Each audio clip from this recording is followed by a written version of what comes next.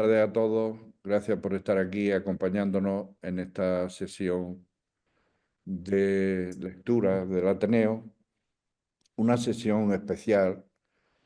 Hace un momento comentábamos con el presidente saliente, Jesús Ambel, que nos recordaba esto a los tiempos de la pandemia cuando estuvimos haciendo las actividades online durante bastantes meses, ¿no?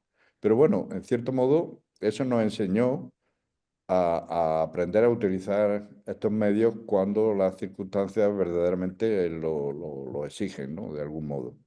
Y este es el caso que queríamos hacer esta presentación del libro de Mercedes. Y bueno, una serie de problemas le han impedido venir hasta Granada para poder hacer esa presentación. Y entonces, pues el Ateneo quiere que de todos modos ese acto forme parte de su catálogo de actividades. Y hemos recurrido digamos, a esta herramienta, ¿no? A esta herramienta que nos brinda la tecnología. Bueno, se trata, como ustedes sabrán, porque hemos hecho la suficiente publicidad, de celebrar la publicación de un libro de Mercedes López Varal sobre Federico García Lorca. Este libro que ella enseña, Lorca y la poética del enigma, publicado recientemente aquí en España. Bueno, Mercedes López Varal es una de las grandes figuras del hispanismo del siglo XX, digamos, una de las mejores críticos y estudiosas hispanoamericanas. Ella es ahora mismo profesora emérita de la Universidad de Puerto Rico. Es no solamente filóloga, sino también antropóloga. Se doctoró como en antropología en la Universidad de Cornwall. Y bueno, tiene pues toda una serie de publicaciones mm, dedicadas al ámbito de la antropología y la filología hispánica. Ha estudiado pues la cultura taína, ha estudiado mucho la obra de Guamán Poma de Ayala, ha estudiado la obra de Palés Matos. Y bueno, y ha hecho algunas incursiones también en la literatura peninsular. Recuerdo un libro que hizo sobre Fortunata y Jacinta de Benito Pérez Galdós. Y bueno, ahora esta obra dedicada a nuestro poeta universal, a Federico García Lorca. Bueno, ella tiene toda una serie de distinciones, como es natural.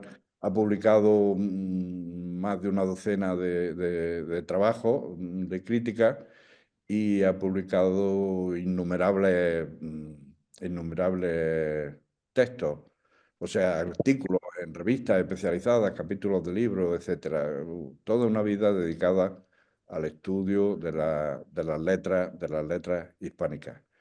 Por lo tanto, es para nosotros un honor tenerla aquí en un acto de nuestro Ateneo y ofreciendo la presentación del que creo que es, al menos, si no el último, uno de sus últimos libros, ¿no? Este libro dedicado a Federico. Bueno, junto con ella van a estar especialistas en la obra de García Lorca. La doctora Pepa Merlo, que hizo su tesis sobre Federico García Lorca, sobre el Diván del Tamarí, y después hizo una edición del Diván del Tamarí en la editorial Cátedra. Y bueno, ha hecho distintos trabajos también, artículos sobre Federico y también sobre la época de la República, de las mujeres poetas de la generación del 27, las mujeres olvidadas que estaban ahí con ellos también formando parte de esa generación, peces en la tierra y con un traje de luna. Es decir, que se trata de un especialista de Lorca y de la época en la que Lorca trabajó y escribió. Luego está el escritor y investigador y pintor José Manuel Darro, que bueno, también ha trabajado mucho la figura de Lorca. Bueno, hay que decir que es un prestigioso pintor ya consagrado en Granada y no solo en Granada, porque ha expuesto prácticamente en el mundo entero, mucho en Puerto Rico, por cierto. Y él es también un gran aficionado a la figura y estudioso de la figura de Federico García Lorca, al que ha dibujado, cuya obra ha dibujado muchas veces y ha homenajeado en trabajos sobre poetas en Nueva York y en Colombia, en fin, bueno, en Colombia, está en Colombia, Columbia y en University. Columbia University, En sí. el centenario, en el... Y bueno, y digamos que desde ese punto de vista visual, de las artes visuales, se puede considerar también como un especialista. Y él, bueno, hablará un poco de la imagen que ha pretendido dar en este libro, lo que él ha pretendido aportar a esta publicación. Y finalmente, pues tendremos al profesor Andrés Soria Olmedo, bueno, que es uno de los mayores especialistas en Lorca ahora mismo, no solo en España, sino en el ámbito hispánico. Ha dedicado también toda su vida a estudiar ese periodo, el periodo de las vanguardias de principios de siglo en España, y luego la figura de Lorca con distintos trabajos muy importantes. Y bueno, él tiene también estudios de otro tipo, fue doctorado por la Universidad de Bolonia y ha estudiado también la poesía con lo cual su hispanismo es también más completo, más amplio. Ha estudiado la poesía, las traducciones y la obra histórica del Inca Garcilaso de la Vega, haciendo, digamos, una tesis doctoral en Bolonia, como digo, sobre los diálogos de amor del Inca Garcilaso. Y bueno, pues es, como digo, uno de los mayores conocedores actuales de la obra de Lorca. Y bueno, antes de empezar, pues le quiero dar la palabra a la autora, a Mercedes, para que ella, pues bueno, de algún modo nos introduzca en su libro, en ese libro que luego van a glosar a continuación los especialistas. Así que muchas gracias a ella por estar aquí y muchas gracias a los que van a comentar, a los especialistas que van a comentar su obra, y muchas gracias a todos los que están acompañándonos en esta tarde. Cuando quieras, Mercedes. Buenas tardes a todos. Para mí esto es una alegría enorme. Estoy a punto de desmayarme, pero no lo voy a hacer. Así que quiero decir unas palabras. Hay sueños que se cumplen y este es uno. Agradezco con el alma esta hermosa mesa sobre mi libro Lorca y la poética del enigma en el Ateneo de Granada, con la generosa participación de José Manuel Darro, Pepa Merlo, Andrés Soria Olmedo y Álvaro Salvador. Bien, podemos... ¿Perdón? ¿Puedo seguir? No, que está Andrés aquí, creo, ¿no? Sí. ¿Querías comentar algo?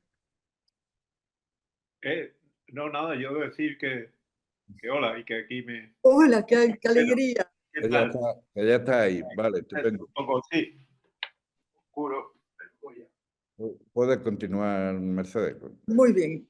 España es mi segunda patria y de niña desde luego me nutrí de zarzuelas, pero pronto surgió el milagro de Lorca. Sus versos me hechizaron cuando aún no sabía leer, en la voz de mi madre, que se sabía de memoria el romance de la pena negra y los recitaba a menudo. Mientras mi padre recitaba los versos de Herrera y Reisig, que no entendía yo, pero me gustaban. Mis padres eran abogados, pero la poesía era el pan nuestro de cada día en mi casa. Mi hermana Luce y yo Creíamos que no nos gustaba porque no la entendíamos, pero no sabíamos que la poesía ya se había instalado para siempre en nuestras cabecitas y que viviríamos para ella. Luce con San Juan de la Cruz y Merce con Lorca y Miguel Hernández. Por eso es que estoy hoy aquí, en mi España del alma, y gracias a la poesía y a la amistad, que es lluvia de flores preciosas, como lo dijo el poeta mexicano precolombino Ayocuan. Así es que hasta aquí las palabras. Cortita. Y bueno, debo añadir una postdata graciosa. Para mí todo esto de leer y escribir es una gozadera enorme. Así es que lo estoy pasando bomba. Buenos días a todos.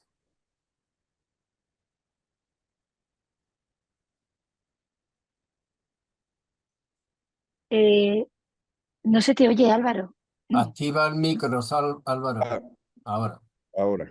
No, que digo, Mercedes, que muchas gracias y que bueno, que continuamos con Pepa Merlo.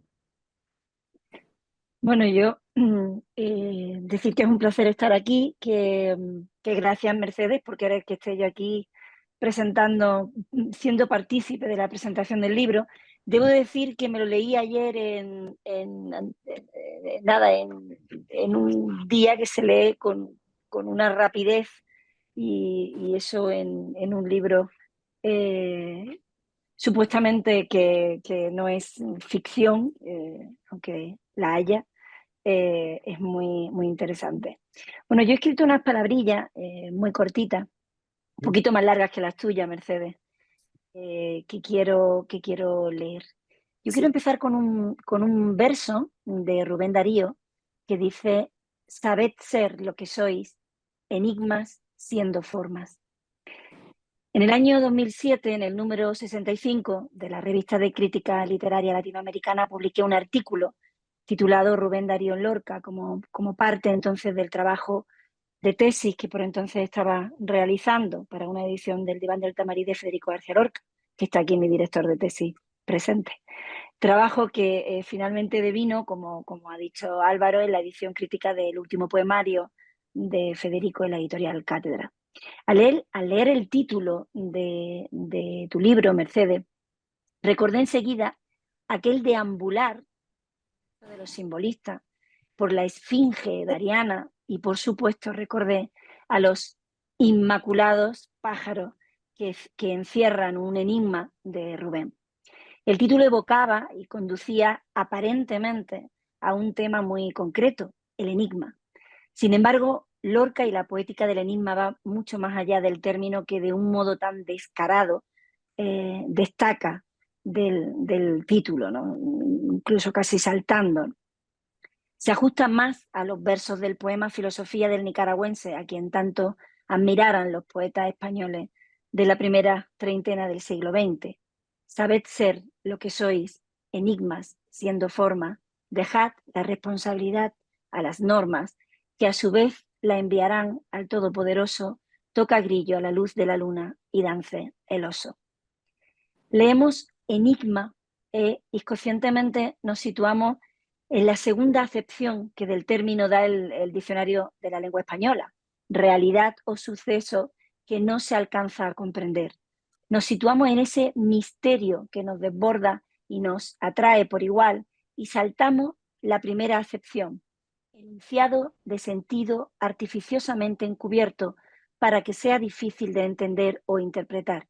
Y precisamente lo que Mercedes López Barat hace en este estudio es descifrar lo artificiosamente encubierto para acercarnos a la obra del poeta y derribar aquellas trabas que nos dificultan el entendimiento e interpretación de la obra del poeta granadino. Es decir, lo que Mercedes hace es, por un lado, evidenciarnos la artificiosidad de la construcción poética. Nos evidencia que estamos ante un artificio.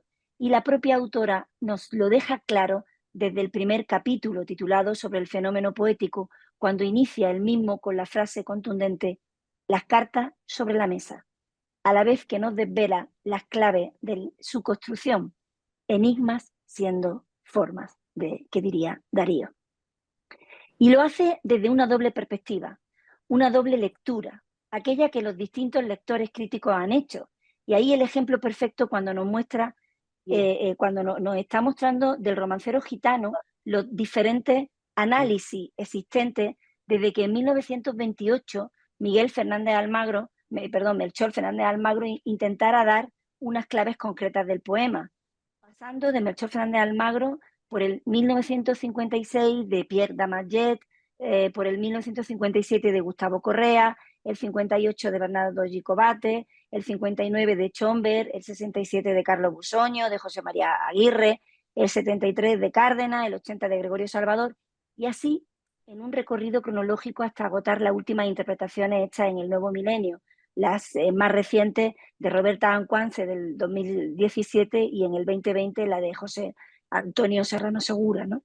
Ese Federico, visto a través de los ojos de los otros, es el que Mercedes López Barat nos presenta, nos evidencia, a veces constata o verifica su propia lectura crítica con aquella otra existente, y más allá de enriquecer lo ya dicho, rara vez disiente o confronta, haciendo una comparación mutua e incluso sistemática de lo que Claudio Guillén, en Entre lo uno y lo diverso, Introducción a la literatura comparada, a quien la propia Mercedes cita, denominaba supranacionalidad en tres planos, internacionalidad, condiciones sociohistóricas y, por supuesto, la teoría de la literatura. Un libro, por cierto, que no puede estar más de actualidad. No es, sin más, de un aspecto concreto de la obra de Federico García Lorca, insisto. Este libro es un paseo por la historia de la literatura, de la sociología, de la política, de la cultura en definitiva y de todos los aspectos que la nutren. Abre compuertas y nos deja ver perspectivas posibles, o casi todas las perspectivas posibles desde las que abordar cualquier tema, desde lo popular del cancionero más tradicional al doble astral de los vivos que residen en los muertos del Hades y que Homero viene a definirnos en la Odisea.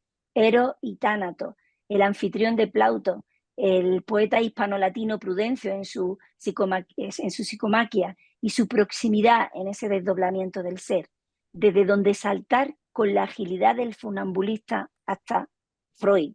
El doble no es otra cosa que un espejo que nos permite ver nuestra parte oscura.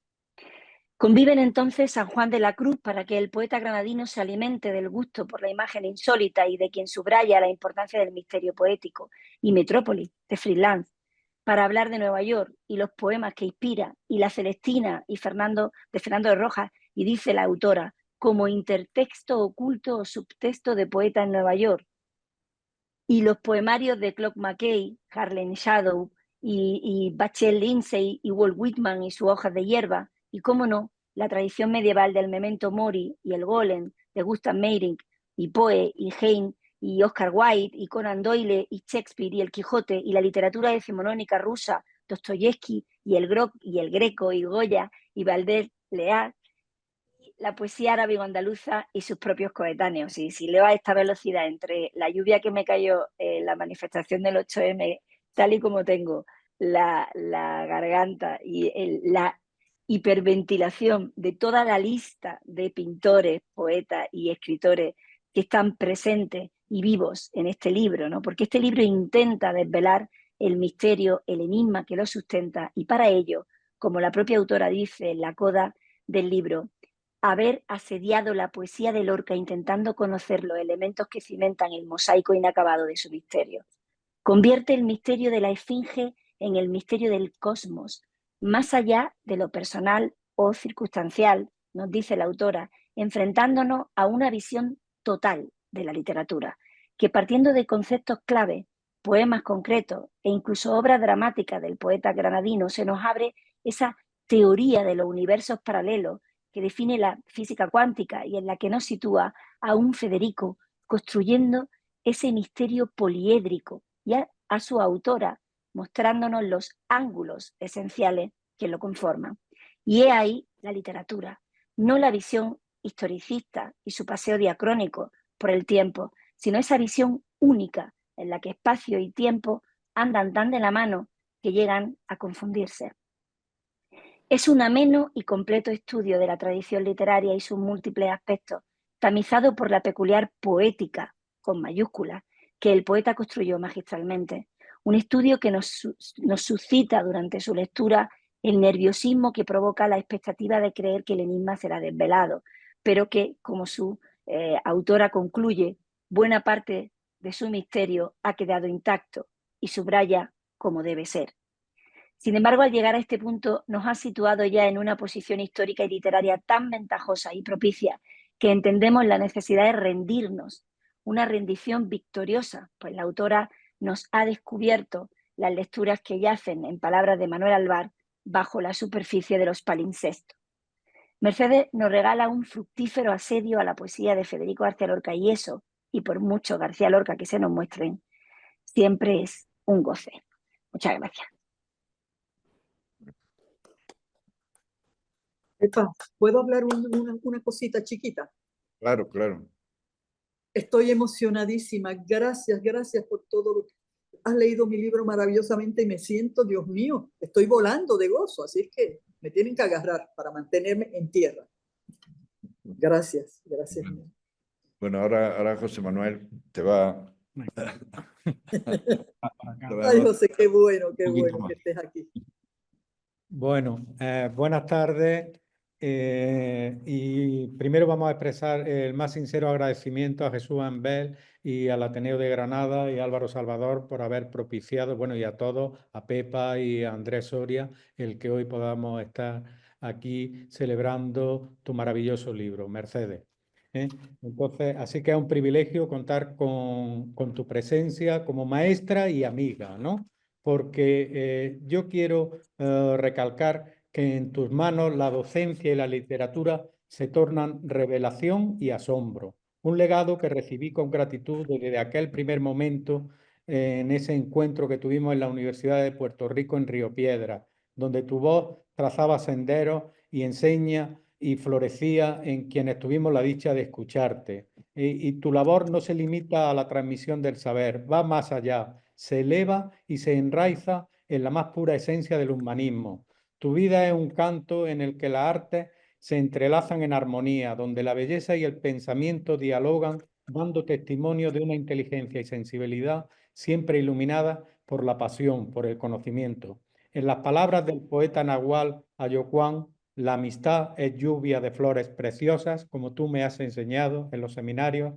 Así ha sido su guía y es tu guía, un rocío fecundo en el sendero del conocimiento, donde tu mirada sabia y profunda ha sabido descifrar los signos de la literatura, revelando con su análisis la riqueza de los procesos literarios y culturales que han tejido tanto la historia de Puerto Rico como también la literaria de España. Nos conocimos en torno a la figura excelsa de la poeta Julia de Burgos, cuando yo preparaba el hermanamiento poético con la admirada poeta granadina Elena Martín Vivaldi, a quien tú tanto veneras.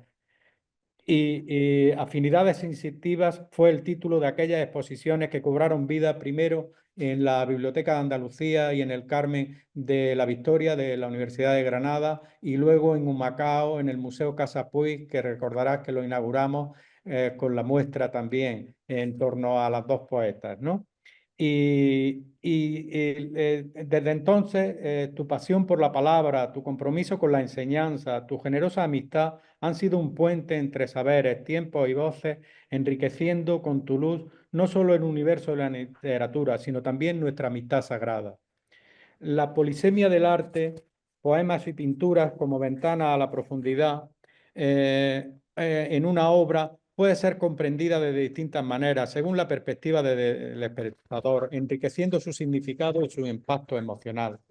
Tanto la poesía como la pintura son formas de expresión artística que trascienden la literalidad. No se limitan a lo que se ve o se dice a simple vista, sino que abren un abanico de interpretaciones y significados ocultos. Por favor, Jesús, ¿puedes ponernos el PowerPoint, si eres tan amable? Bien. Vamos a empezar con la portada Un umbral al enigma. Un lenguaje visual que sugiere misterio. ¿Puedes poner la 3, por favor, Jesús?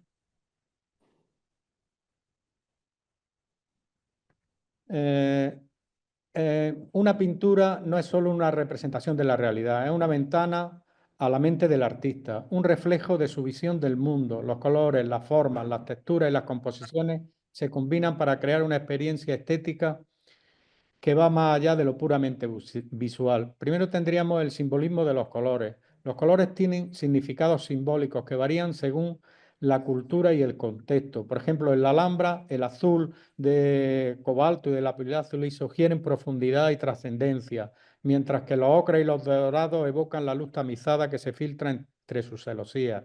Y la fuerza de la composición, las formas se organizan, los elementos en un diseño que puede influir en la forma y que se percibe en la obra. La geometría islámica, con su repetición fractal, nos remite a una concepción del espacio en la que el orden y el infinito coexisten en un equilibrio dinámico.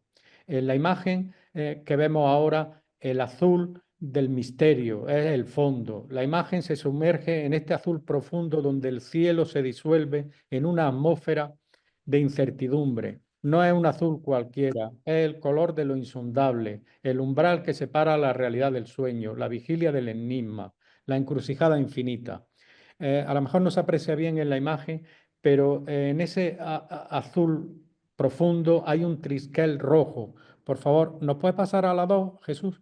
La 2, eso es. Ese trisquel rojo, que es un símbolo de movimiento y destino, se puede contemplar en la bóveda de aristas que hay en la puerta del vino. Aquí he puesto un fragmento para que se vea un poco cuál es el dibujo del trisquel desde el que yo parto. A partir de ese dibujo del trisquel, yo empiezo a conjugarlo y al conjugarlo por simetría vemos dos triángulos. El de la izquierda sería el inicial y el de la derecha es el que ya he creado yo. Y en el que he creado yo ya surge de los vacíos una estrella, ¿no?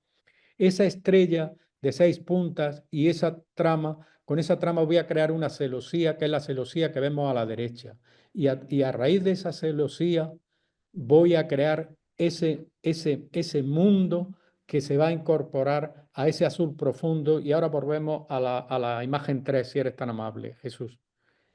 Y ahí en la imagen 3 estamos viendo el desarrollo completo de esa celosía que he creado a partir de los 3 brazos del trisquel que hemos visto en la puerta del vino, de la Alhambra de Granada, y que ahora nos va a servir como uno de los elementos escenográficos que van a crear la portada del libro de Mercè López Baralt, que es Lorca y la poética del enigma.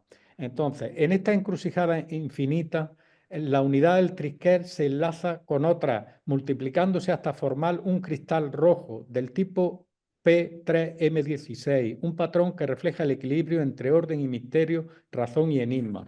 La geometría en el arte, como la métrica en la poesía, sugieren movimiento y expansión infinita. Tanto poemas como pinturas tienen significados profundos, invitándonos a descubrir lo invisible. El diálogo entre el poema y la pintura, la poesía y la pintura comparten la capacidad de evocar emociones, estimular la imaginación y transmitir ideas complejas de formas concisas y sugerentes. En esta presentación se plantea cómo la luz se convierte en un elemento estructural del espacio, al igual que en un poema las pausas y silencios son esenciales para su cadencia y profundidad. En resumen, los poemas y pinturas son como iceberg. Solo una pequeña parte es visible en la superficie, mientras que una vasta y profunda masa de significado se oculta bajo el agua. Al explorar la relación entre geometría, luz y vacío en el arte, nos adentramos en un lenguaje que trasciende lo inmediato y nos invita a descubrir lo invisible a los ojos. Ahora, Jesús, si eres tan amable, ¿puedes pasar a las 7? A las 7. Ahí está, a las 7. La estrella sobre la frente. Es un tributo a Puerto Rico. En línea del eje vertical, un poco más arriba del entrecejo, sobre la frente despejada, resplandece una estrella roja contorneada por un halo de azul tenue. Este detalle evoca la bandera de Puerto Rico, cuyo diseño se basa en un triángulo equilátero azul que sostiene una estrella blanca de 5 puntas. Es un simbolismo la estrella blanca y representa la isla, el azul, el cielo y las aguas costeras, el rojo, la sangre derramada por los patriotas y el blanco, la libertad, la victoria y la paz. Popularmente conocida como monoestrellada, la bandera de Puerto Rico encarna la idea de una estrella solitaria, única, y su luz y significado en esta composición.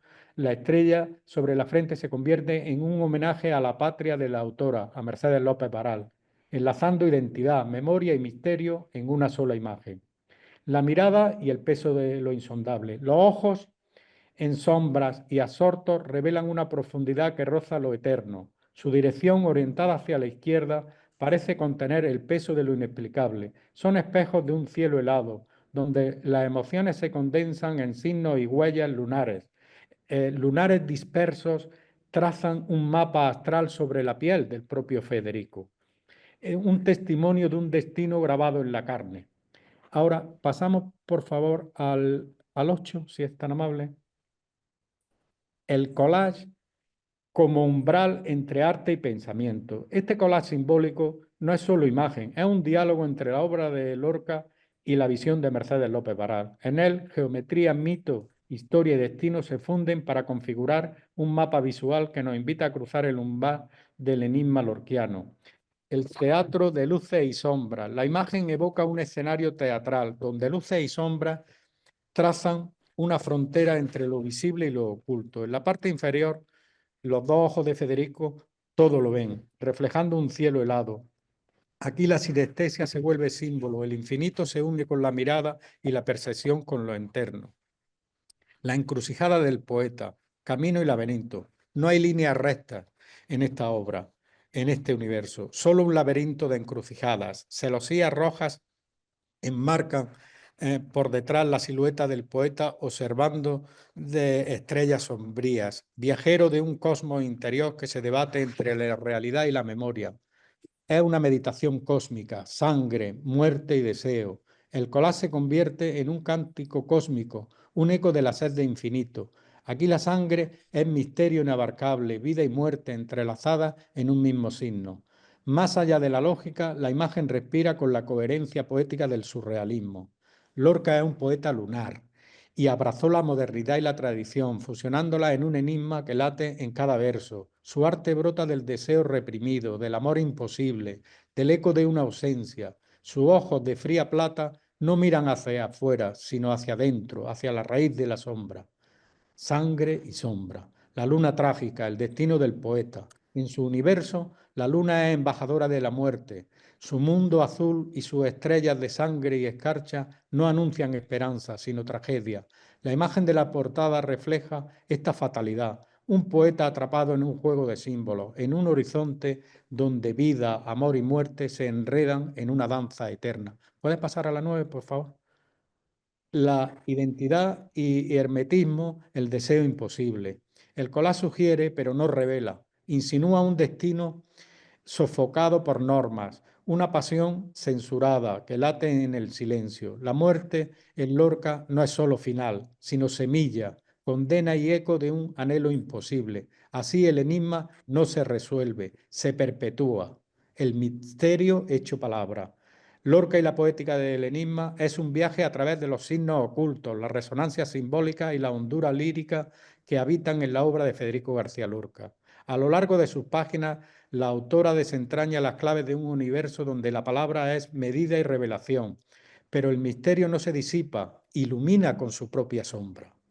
Esta obra es testimonio del impacto y la relevancia de la escritora puertorriqueña, un latido que trasciende el tiempo y el espacio, asegurando la permanencia de su legado. Hoy celebramos su presencia con gratitud y admiración, reconociendo en ella la serena claridad de quienes con sabiduría y generosidad nos enseñan a mirar el mundo con ojos nuevos. Con profundo respeto y agradecimiento honramos la labor intelectual y humana de Mercedes López Baral, cuya obra nos invita a descubrir a través de la literatura los enigmas esenciales de la existencia. Que su pensamiento continúe iluminando generaciones y que la lectura de este libro nos guíe a la inagotable magia de la poesía lorquiana. Muy bien.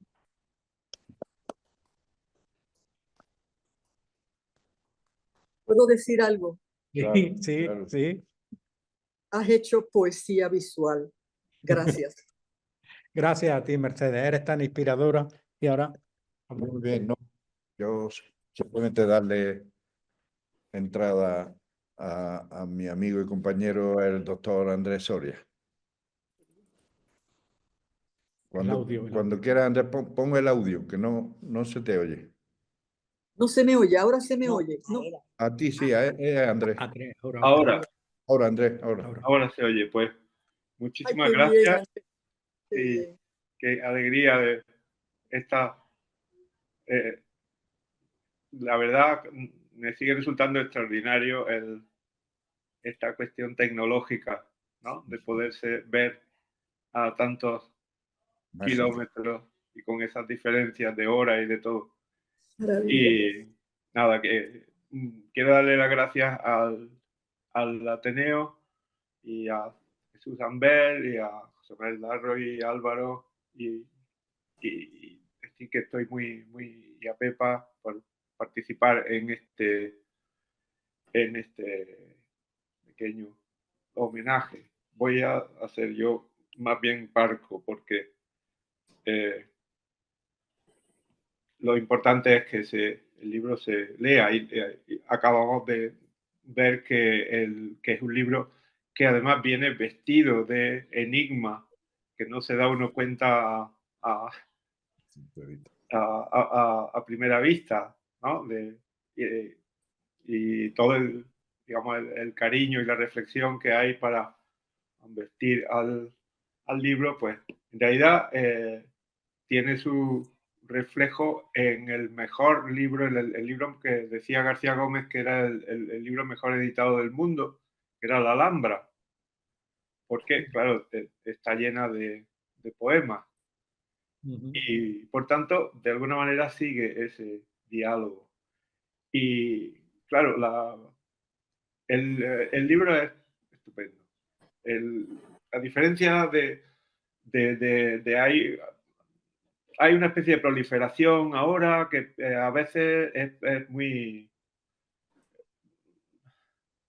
ingenua, muy centrada en lo biográfico. Otras veces hay unos intentos ya francamente torpes por poner al descubierto la intimidad del personaje, como si esto fuera posible, o hay ya otros, incluso con cierta, vamos, con indudable mala fe hermenéutica que con la misma torpeza se atreven a presentar a Lorca como un racista partidario de la tierra y de la sangre.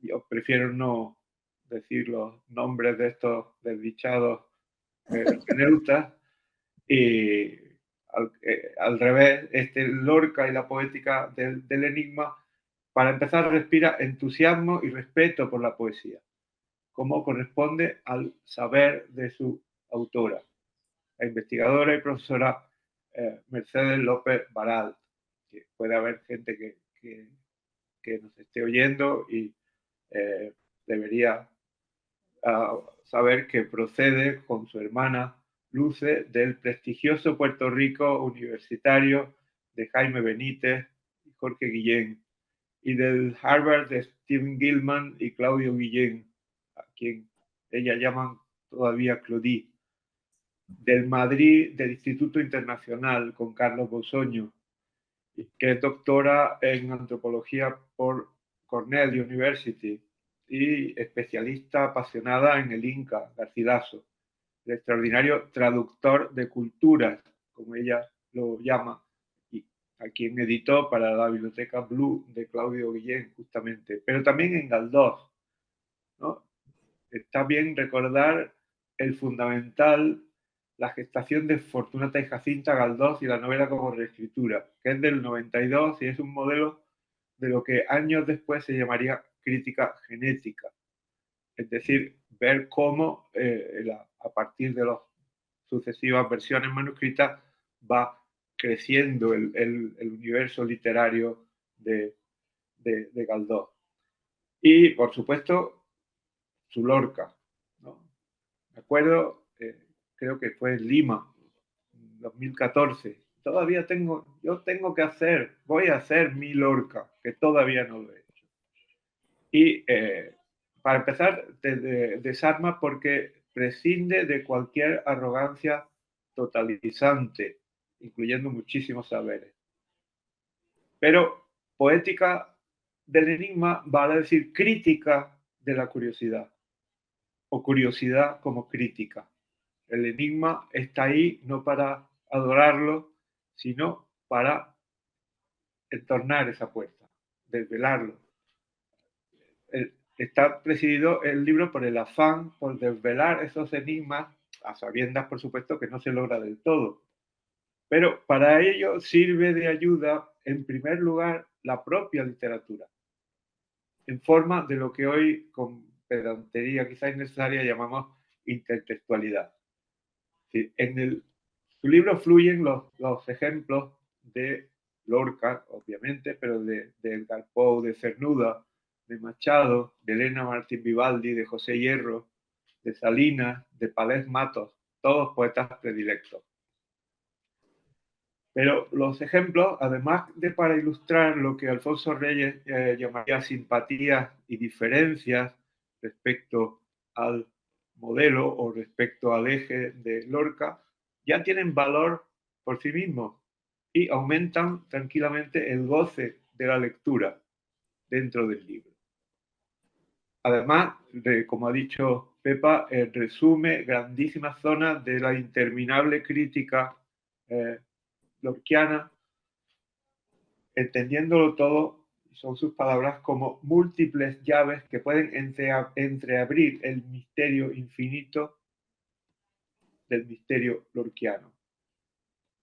Y así lo hace nada menos que con el romance Sonámbulo, o con Suites, con libro de poemas, y con el panteísmo del poeta en Nueva York. Para introducirnos en ese panteísmo, traduce y comenta el canto a mí mismo de Walt Whitman, ¿no? Una de las instancias de este acercamiento a la literatura es que siempre comparada, nunca restringida a los nacionalistas. Y ese poema además es un poema tan de actualidad que en 2020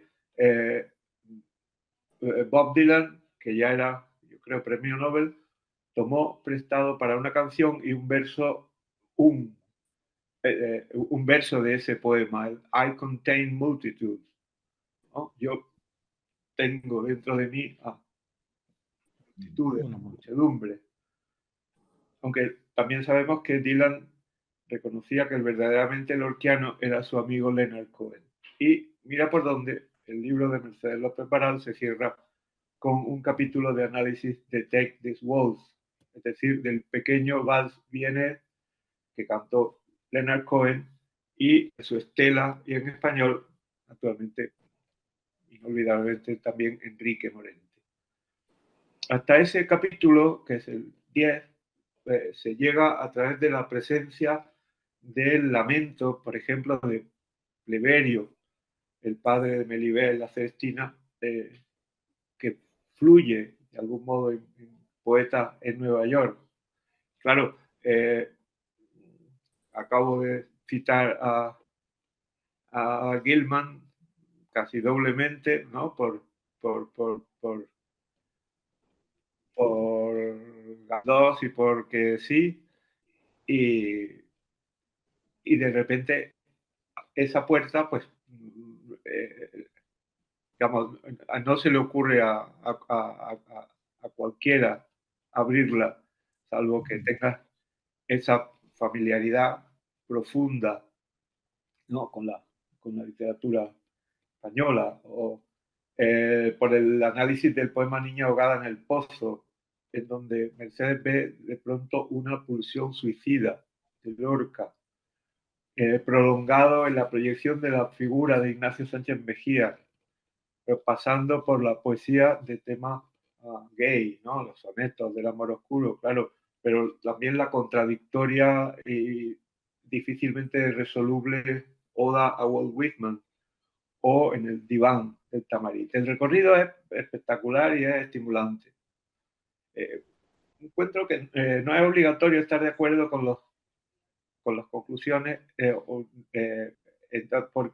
o con los asedios, a veces porque otra de sus muchas virtudes es que es un libro que no se cierra al debate crítico. No es jamás como dogmático, no es la voz de Bernarda Alba diciendo, después de lo que yo he dicho, silencio. No. Da que pensar de una manera gratísima. Y eso también es excepcional, porque sirve para los aficionados a Federico García Lorca y a los aficionados a la poesía, que bueno, suelen coincidir. Y, por tanto, acompañar a Mercedes en estas lecturas indagatorias del enigma lorquiano es un placer bastante raro. Porque al final, como dice ese dibujo, al pie de ese dibujo de un marinero andrógino con un cuello muy largo, dice, solo el misterio nos hace vivir, solo el misterio. Pues, muchas gracias por tu trabajo. Gracias. ¿Puedo decir algo? Claro, claro. Gracias, Andrés, me ha emocionado escucharte y además siempre te agradeceré la bella reseña que me hiciste del libro. Gracias, gracias. Y tú te acordabas cómo yo en Lima, de momento hablaba de Lorca, estaba ya pensando un proyecto que no lo tenía claro todavía, pero que ya está ahí. Está ahí. Gracias, querido, gracias. Emocionado. Bueno,